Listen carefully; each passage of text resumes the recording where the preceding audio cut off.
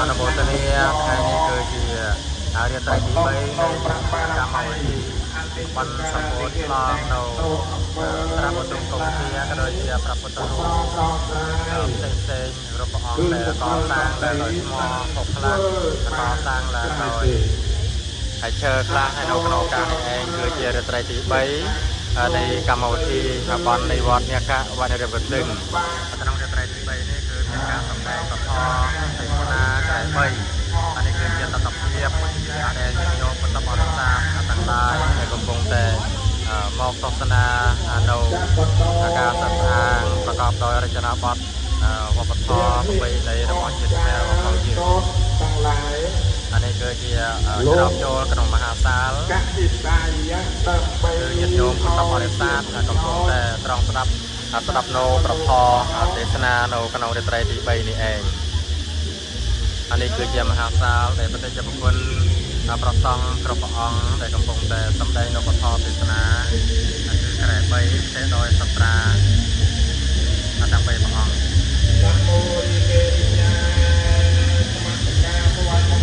ហើយសូមអញ្ជើញទៅទស្សនានៅការសែនព្រំពីនៅក្នុងរាជធានីគឺជាអាសនៈសែនព្រំពីនេះឯងស្ថិតនៅក្បែរខាងមហាសាលដែលបានឃើញបងប្អូនបានឃើញមកមិនអានេះគឺជាផ្លូវទៅស្រះបតុមកុងធាដែលជាអគុណគឺជាផ្លូវទៅស្រះបតុមកុងធាដែលប្រារព្ធសម្ពោធឆ្លងកាត់កសែបោពីម្សិលថ្ងៃហើយរាត្រីនេះគឺរាត្រីទី3ហើយគឺស្រះបតុមកុងធាមានច្រើនហើយបានកសាងនៅព្រះពុទ្ធរូបធំមួយព្រះអង្គទៀត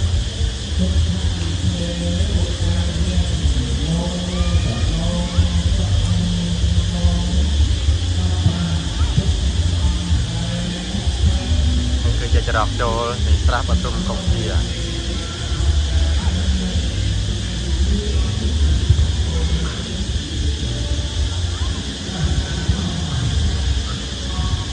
ក៏សាងឡើងដោយប្រតិជនគុណព្រះចៅទីការនៃវត្តនាគវត្តរាជវទឹកគឺព្រះនាមព្រះធម្មសវណ្ណិកោទាំងយ៉ាងបងបច្ចរចនាប្រកបដោយវប្បធម៌រចនាធម៌រចនាគោលបាច់ខ្មែរសុសាទនេះគឺជាព្រះអង្គធំ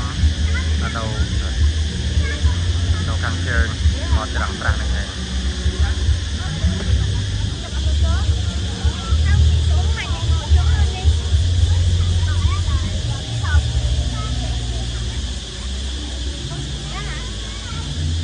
បងប្អូនយ៉ាងច្រើនពុទ្ធបរិស័ទ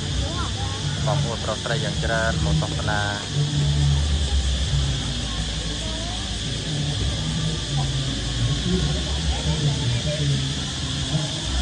ហើយខាងនោះគឺជាខាងអភិរិយស័យគឺតាំងពីឆ្នាំជួតផ្លូវខោថោះរូបសេញមមីមម៉ែបកប្រការចកោ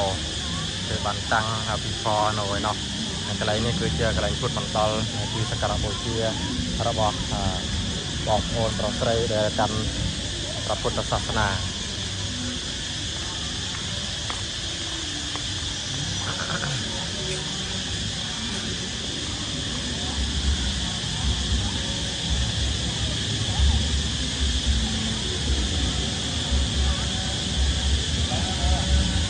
តំជាវត្តគឺស្អាតទលាយ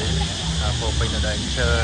ពោពេញទៅដោយដើមឈើធំនេះគឺជាទីកន្លែងតាំងពីព12រាសីដែលជាការរាប់ឆ្នាំ12រាសីរបស់ខ្មែរយើង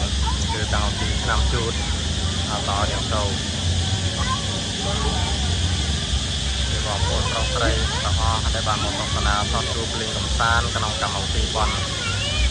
ហើយនៅខាងនោះគឺមានរស្មី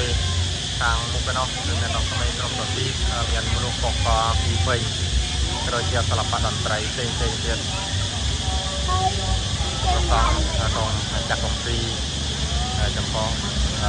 បងប្អូនប្រុសស្រីក៏ដូចជាការចងដៃនៅអំបោះដើម្បីពួចអំបោះជូនពរសិរីសួស្តីនៅក្នុងឆ្នាំថ្មី